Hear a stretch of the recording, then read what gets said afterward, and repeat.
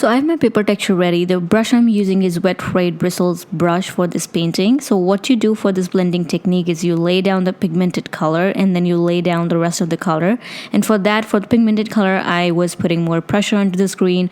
For the lighter color, I was putting less pressure onto the screen. Now to blend those together, what you want to do is you want to go over the edges where two colors are meeting each other in a circular motion and keeping your Apple Pencil a little diagonal onto the screen.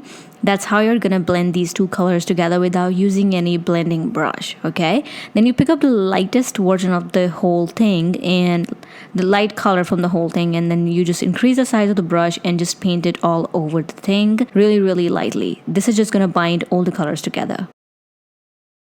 So we are starting off with the rough sketch.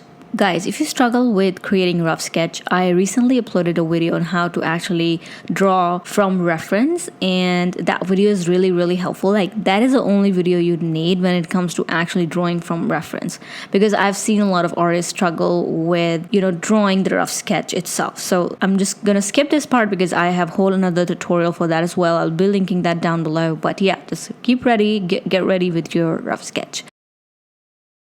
Now, once you have your rough sketch ready, what you want to do is you want to pick up the brightest red, the most saturated red color from the palette. You can create your own palette. You can just take a screenshot from this video and just pick colors from there. And I'm adding this color at the top of the watermelon. All right, because that's where it's really like juicy. Okay, and then I'm actually putting light pressure onto the screen using the same bright red color. I am adding this color. Now it's coming out to be pink because I'm putting less pressure onto the screen, and when I put more pressure onto the screen, it just gives us this really bright red color. Now the blending technique I showed you guys initially, that's what we are gonna follow. We are just gonna go over the edges where both the colors are meeting each other, okay? And we are going over those edges in a circular motions, making sure we are like diagonally placing our Apple Pencil on the screen, and this way it just actually blends everything really well all together, okay? And do not worry about it being perfect or not perfect, because we want some sort of imperfection to actually give it this watermelon-y kind of look. Now what you want to do, you want to pick up a lighter version of this red bright color, and I'm just going over the bright red color I initially added. It was too much, and that's how we do it. We put the bright color, then we go over with the lighter color, and this way we don't lose the pigmentation of it. Now once I was happy with that, on another layer I picked up this green color, started adding at the bottom of this watermelon piece, and then I started adding the lighter version of it. By that I mean I just started putting less pressure onto the screen to get a lighter version of that color, and that's why I love using this brush so much. So that's what I did, and then I picked up a really saturated green color and I added this color right in the middle of the two colors I just added. Now once you have placed all the colors, now you can just relax and just blend it out. Again, using the same blending technique. If you are still not good at it, just practice it for a little bit, then start drawing it.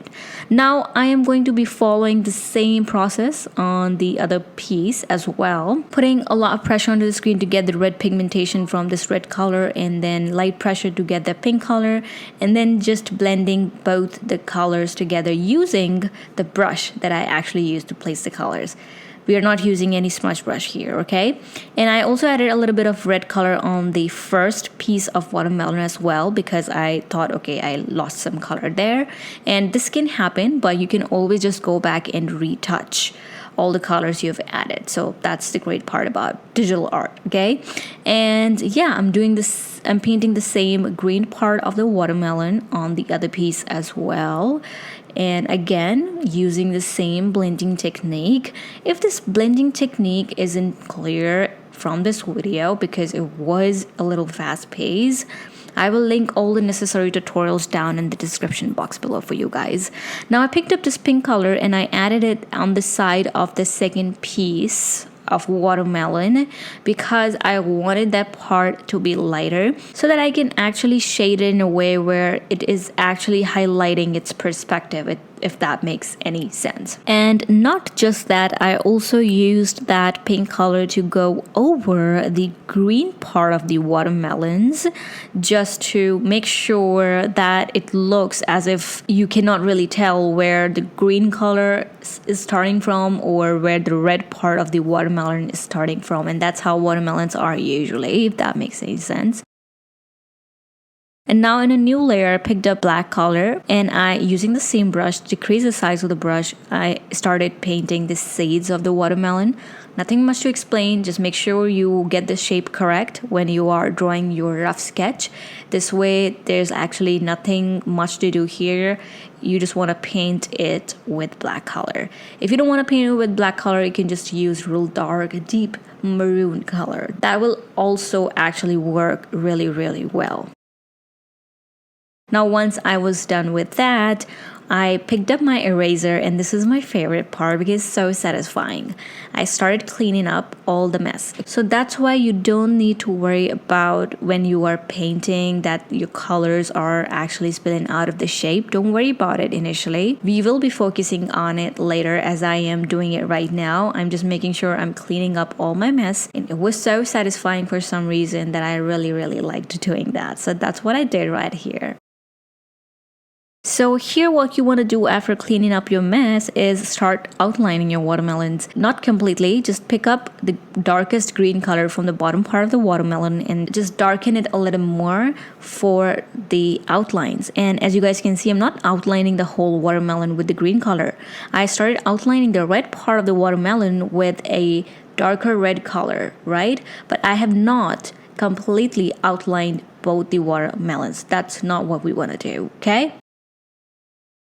What we are doing here is we are highlighting, almost just adding some lighter colors onto our watermelon, just to give it some a realistic look. Not realistic in a way where we're creating a realistic art, but just to make sure it looks like watermelon. So I just created some random shapes on these watermelons, and then what I did, I picked up my eraser, decreased its opacity and increased the size of the brush, and I just went over these little white shapes really light-handed because I just wanted a little bit of hint of those, and I didn't want them to be really pigmented. Then in the next step, what you want to do, you want to, using the same color, I'm adding some white outline around the seeds. This actually helps in making sure that the seeds actually look that they are a part of this watermelon piece. All right, if that is making any sense. So that's what I did. It's really simple, nothing dramatic here. And that's how very simply, very easily you paint watercolor watermelons. I really hope you guys enjoy this. If you do create these out of this video, do tag me on Instagram. I would love to see that. But other than that, I will see you guys in my next video.